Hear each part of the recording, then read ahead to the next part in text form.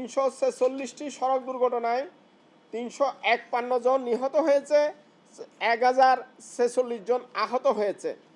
একই সময়ে আমরা রেলপথে 23টি দুর্ঘটনায় 35 জন নিহত এবং 223 জন আহতের তথ্য পেয়েছি। নৌপথে 8টি দুর্ঘটনায় 8 জন নিহত, 19 জন আহত হয়েছে এবং 3 জন নিখোঁজের তথ্য রয়েছে। সড়ক, রেল ও নৌপথে সর্বমোট 377টি দুর্ঘটনায় 394 জন নিহত হয়েছে, 1288 জন আহত হয়েছে। বাংলাদেশ যাত্রী কল্যাণ সমিতির সড়ক দুর্ঘটনা মনিটরিং সেলের প্রতিবেদনে এই তথ্য উঠে এসেছে। একই সময়ে জাতীয় অর্থোপেডিক পঙ্গু হাসপাতালে সড়ক দুর্ঘটনায় আহত হয়ে 2178 জন ভর্তি হয়েছেন।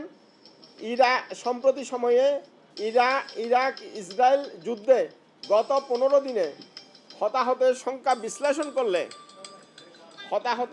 বিশ্লেষণ করলে বাংলাদেশের সড়ক দুর্ঘটনায় হতাহতের সংখ্যা তার থেকেও কয়েক গুণ বেশি। যাত্রী কল্যাণ সমিতির পর্যবেক্ষণে দেখা গেছে, দেশের সড়ক মহাসড়কের অবস্থা আগের তুলনায় ভালো থাকায় যানবাহনের গতি বেড়েছে। সরকারের বিভিন্ন সংস্থা, বিআরটিএ, ভোক্তা অধিকার সংরক্ষণ অধিদপ্তর, হাইওয়ে পুলিশ, বাংলাদেশ সেনাবাহিনীর কার্যক্রম ছিল যাত্রীবান্ধব ও দৃশ্যমান। যাত্রী সচেতনতার কোনো কার্যক্রম তা দৃশ্যমান হয়নি। অধিকাংশ রুটে অতিরিক্ত ভাড়া আদায়ের নৈরাজ্য, পথে পথে যাত্রী হয়রানি চরমে পৌঁছেছিল। অতিরিক্ত ভাড়া আদায়ের নৈরাজ্যের কারণে বাসের ছাদে, ট্রেনের ছাদে, কোলা ট্রাকে পণ্যবাহী পরিবহনে যাত্রী হয়ে যাতায়াতের ঝুঁকি।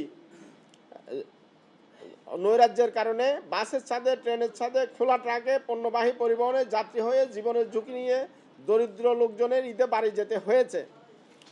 ঈদযাত্রা শুরুর দিন 14 মার্চ থেকে ঈদ শেষে কর্মস্থলে ফেরা 28 মার্চ পর্যন্ত বিগত 15 দিনে 346টি সড়ক দুর্ঘটনায় 351 জন নিহত, 1046 জন আহত হয়েছে। বিগত 2025 সালের ঈদুল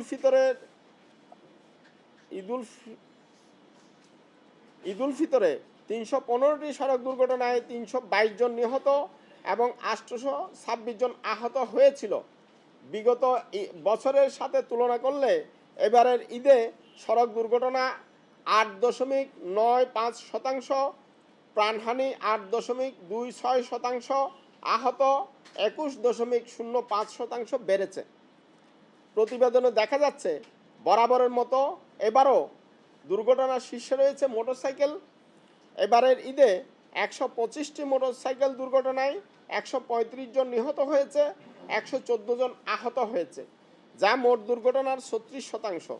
একই সময়ে সড়কে দুর্ঘটনায় আক্রান্ত 71 জন চালক, 55 জন শিশু, 54 জন পথচারী, 51 জন নারী, 42 জন শিক্ষার্থী, 10 জন পরিবহন শ্রমিক, 4 জন আইনশৃঙ্খলা রক্ষাকারী বাহিনীর সদস্য, 7 জন শিক্ষক, 1 জন বীর মুক্তিযোদ্ধা, 3 জন প্রকৌশলী, 1 জন চিকিৎসক, 3 জন বিভিন্ন রাজনৈতিক দলের নেতাকর্মী, 2 জন সাংবাদিকের পরিচয় মিলেছে।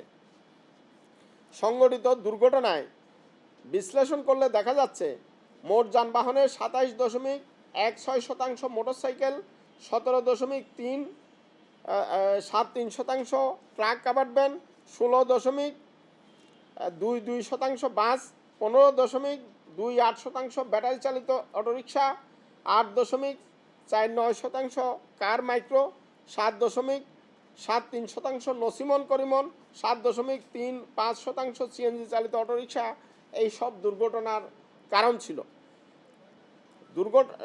দুর্ঘটনার 35.83% মুখোমুখি সংঘর্ষের ঘটনা, 32.36%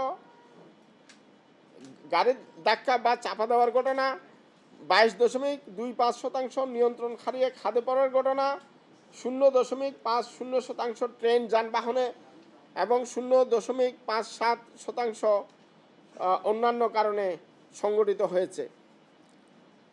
দুর্ঘটনার ধরন বিশ্লেষণে দেখা গেছে, মোট সংঘটিত দুর্ঘটনার 43.06%, জাতীয় মহাসড়কে 30.05%, আঞ্চলিক মহাসড়কে 21.96% ফিডার রোডে সংঘটিত হয়েছে।